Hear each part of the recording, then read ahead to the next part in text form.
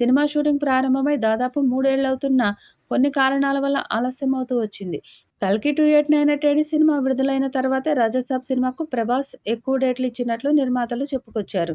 ఈ సమ్మర్లో ప్రభాస్ సినిమా వస్తుందని ఆశగా ఎదురుచూస్తున్న ఫ్యాన్స్కి నిరాశ మిగిలింది.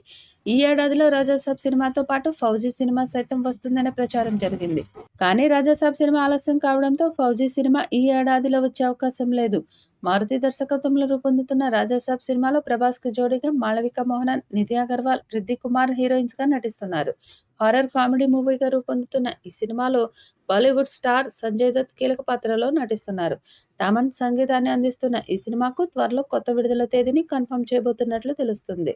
మరి ఈ చిత్రం ఎలాంటి విజయం సాధిస్తుందో చూడాలి. ఈ వీడియోపై మీ అభిప్రాయాన్ని కామెంట్ బాక్స్లో తెలియజేయండి. ఈ వీడియో మీకు నచ్చితే లైక్ చేయండి, షేర్ చేయండి, కామెంట్ చేయండి. మరిన్ని అప్డేట్స్ కోసం మన ఛానల్ని సబ్స్క్రైబ్ చేసుకోండి. అలాగే పక్కనే ఉన్న గంట సింబల్ని గట్టిగా కొట్టండి.